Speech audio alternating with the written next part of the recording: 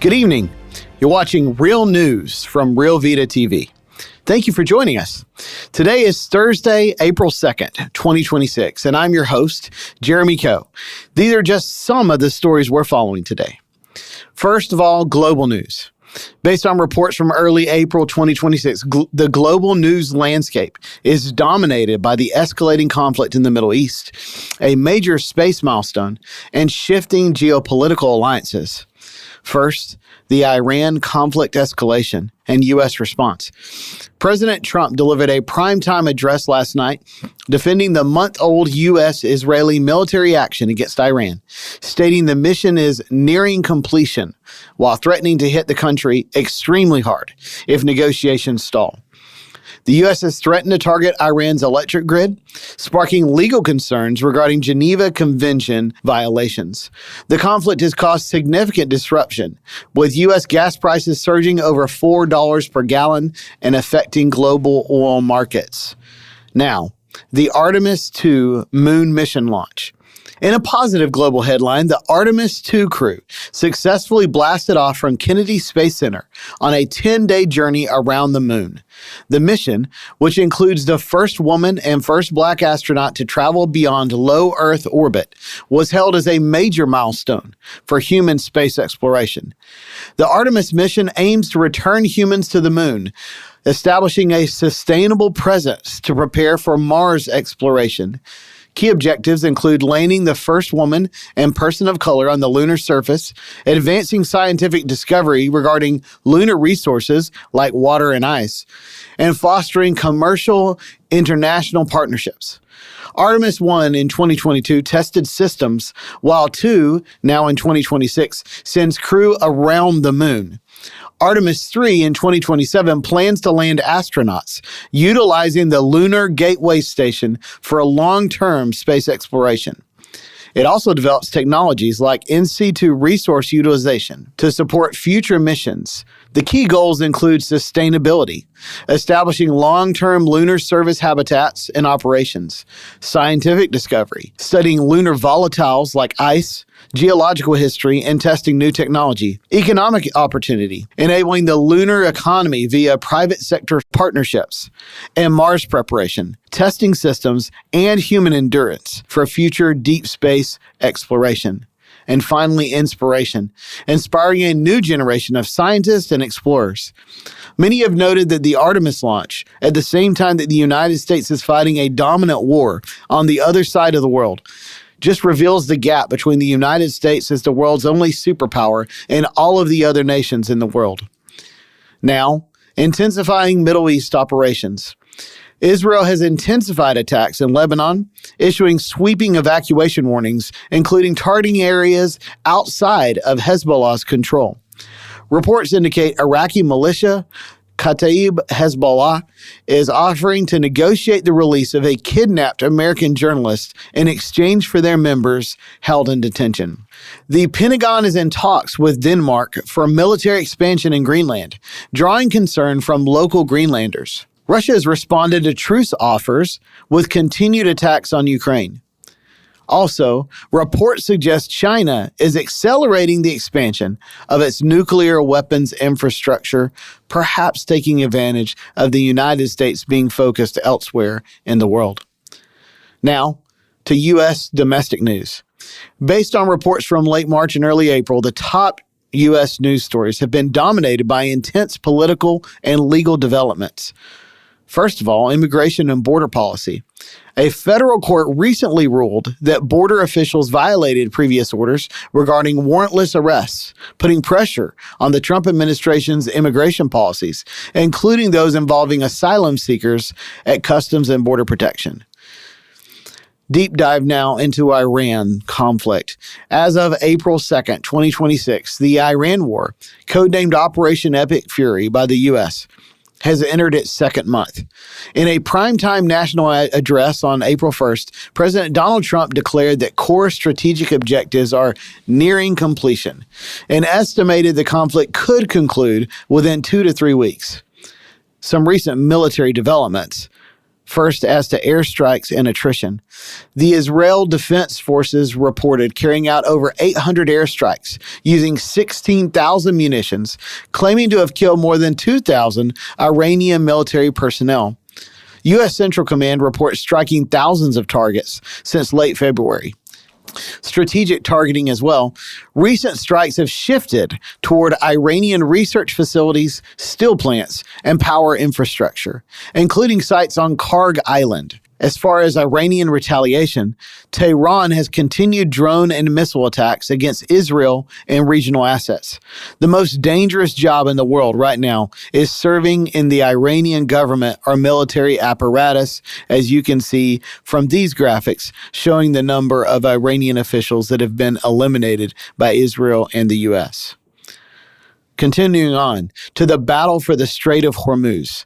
The conflict has effectively halted commercial traffic through the Strait of Hormuz, where Iran is utilizing a gatekeeping strategy to monitor and selectively allow passage. Following the reported death of Ayatollah Ali Khamenei, Mojtaba Khamenei was selected as the new supreme leader. There have been many allegations, rumors, etc., that he has been eliminated by Israeli airstrikes. That has not been confirmed by Iran. Moving on to the 15-point peace plan, the U.S. has proposed a ceasefire framework requiring Iran to dismantle nuclear sites and reopen the Strait of Hormuz. Conflicting stances, though. Iranian leadership has expressed skepticism toward negotiations, though some conditional openness remains.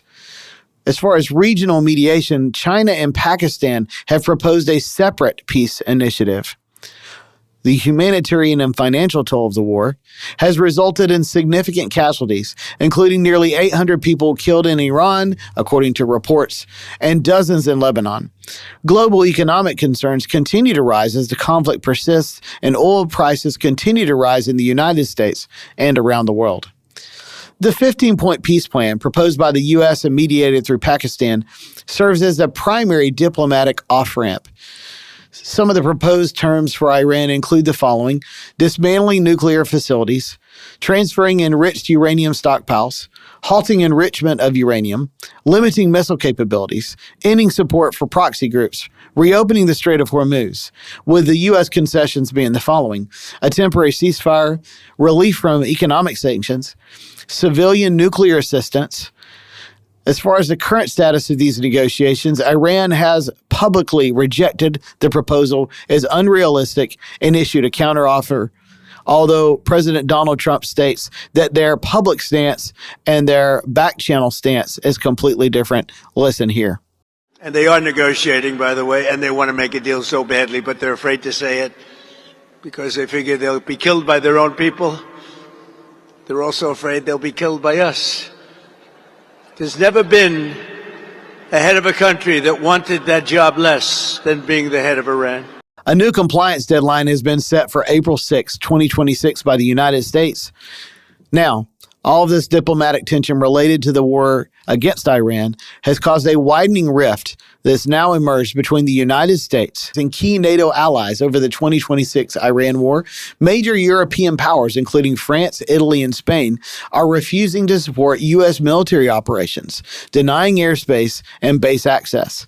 NATO members are anxious about the lack of a clear strategy and potential escalation, according to reports, although the U.S. administration believes that most of it has to do with concern about what would happen in their own country with the immigrant populations there if they were to publicly support the U.S.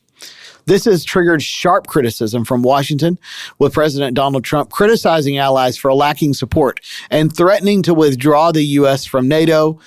We'll listen to some audio here. I've long said that, I wonder whether or not NATO would ever be there for us.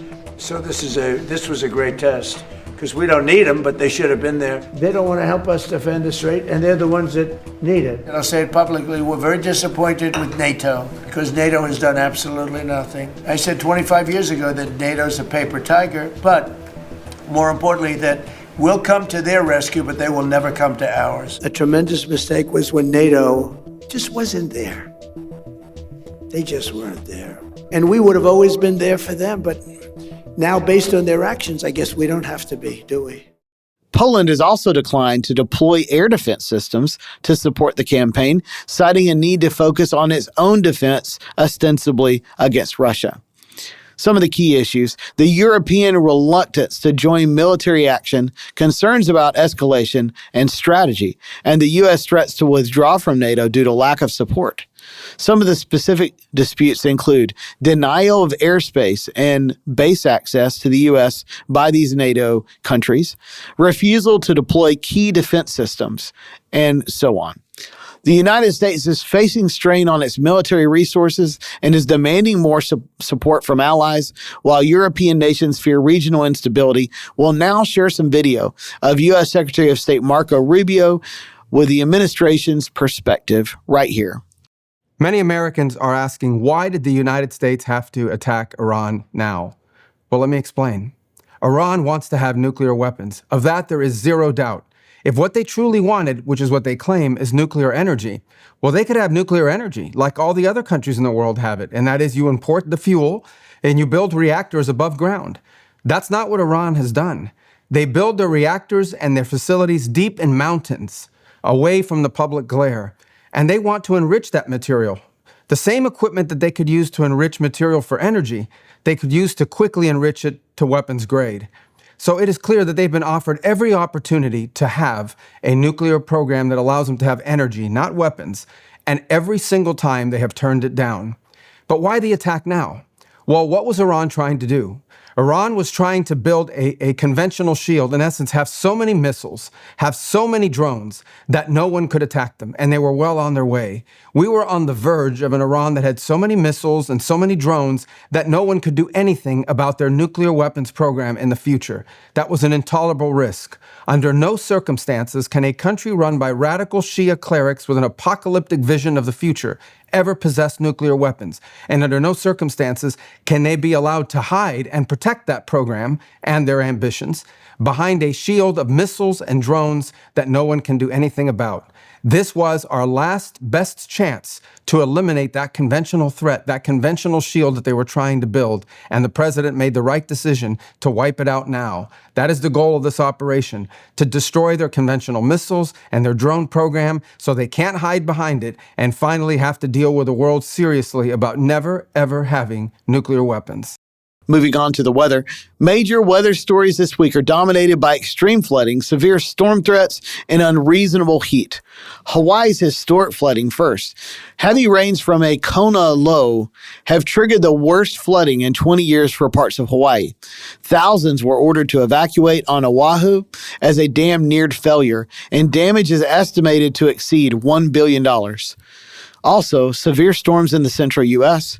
A series of low-pressure systems is slamming the plains in Midwest. Major threats through Friday night include damaging winds, large hail, and spin-up tornadoes, particularly affecting regions like North Texas and Denton County. Record heat and wildfires. Tens of millions in the western U.S. remain under heat alerts as record March temperatures continue. In Florida, smoke from the Hernando Beach wildfire has impacted air quality. And global weather events as well. In Greece, Sahara dust turned skies an eerie red, while extreme weather in Afghanistan has left at least 17 dead following landslides and floods. Now to sports. Tiger Woods has announced an indefinite hiatus from golf to seek comprehensive inpatient treatment. A Florida judge recently granted his request to travel out of the country for specialized medical care related to alcoholism. On March 27, 2026, Woods was arrested in Florida following a single vehicle rollover crash. A breathalyzer showed no alcohol, but reports indicate possible impairment linked to prescription medication. Woods has pleaded not guilty. Woods will not compete in the 2026 Masters tournament, and he has declined the captaincy for the 2027 U.S. Ryder Cup team. Tiger Woods is widely considered one of the greatest golfers ever, with 15 major championships, second all time, and 82 PGA Tour wins, tied for first. He famously completed the Tiger Slam in 2000 to 2001, holding all four major titles simultaneously. Known for intense mental fortitude, he spent 683 weeks as the world's top-ranked golfer, and he has 18 World Golf Championships, 4 times more than any other player. Now to cool stuff. In our last episode, we debuted our new section, Cool Stuff. This week, in honor of the Artemis launch, I want to share some recent images released by NASA in late 2025 and early 2026, which have provided unprecedented views of our solar system, utilizing the combined power of the James Webb Space Telescope, the Hubble, and specialized solar probes. Key highlights include highly detailed views of Saturn, chaotic activity on the sun's poles, and images of a rare interstellar comet. Here's a summary of the most significant recent images, and of course, we'll be showing them to you as well. Saturn's comprehensive view. NASA released a stunning new image or series of images from Hubble and Webb telescopes showing Saturn's rings in incredible detail and capturing atmospheric storms as the planet moves towards its 2025 equinox. The Webb telescope's infrared cameras revealed the icy ring particles and atmospheric layers in unprecedented ways, while Hubble provided visible light views of the planet's banded atmosphere. The sun's polar regions as well. The Solar Orbiter spacecraft, which is a joint ESA and NASA mission, successfully captured the first ever images of the sun's southern pole. These images revealed a chaotic, dynamic mix of magnetic forces as the sun undergoes a reversal of its magnetic poles. Also, the interstellar comet 3I Atlas.